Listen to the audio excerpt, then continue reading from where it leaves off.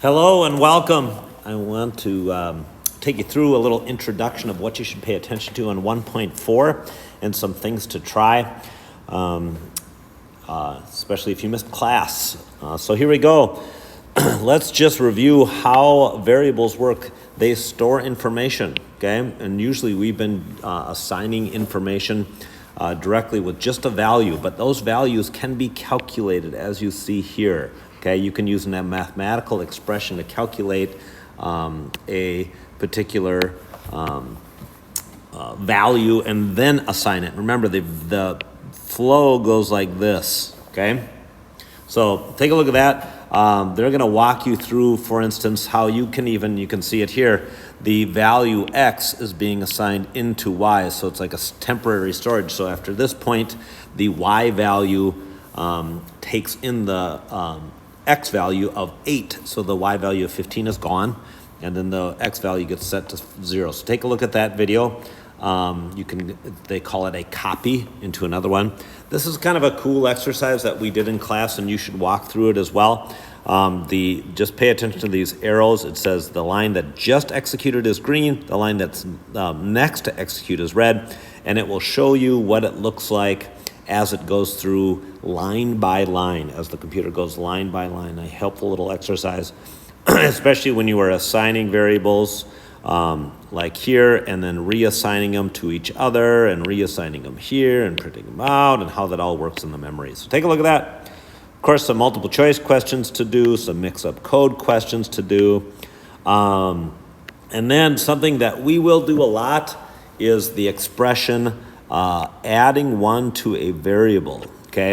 It happens a lot. You change things by one, which tells you, if I zoom in, that is not an equal sign, okay? That is the assignment operator, because if it was an equal sign, this does not make any sense at all. It's impossible.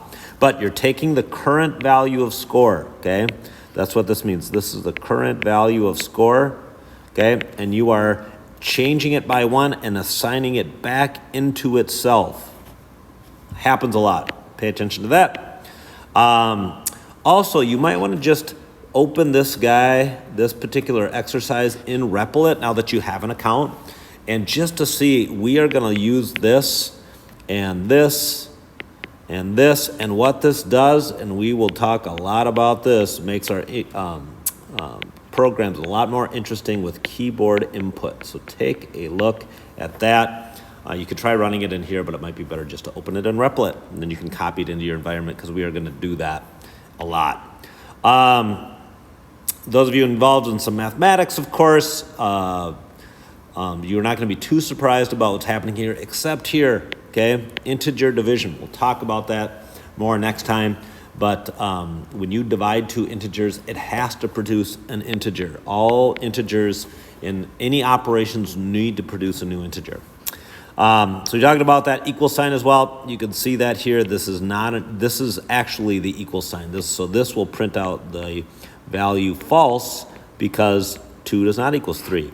This will actually print out true, because the exclamation mark means this is essentially asking, are these two not equal? Okay, so that's that. Otherwise, order of operation things happen just like in mathematics. Parentheses force that.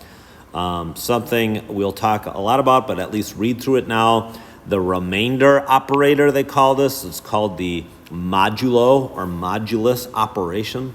Read through that. Look at the video just so you know how this all works.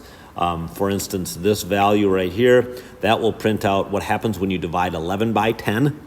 What's the remainder? That's what they're asking. So this will print out a 1.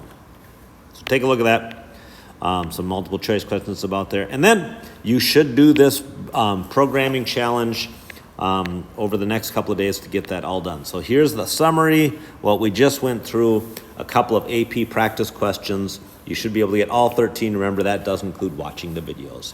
Thanks for watching. See you soon.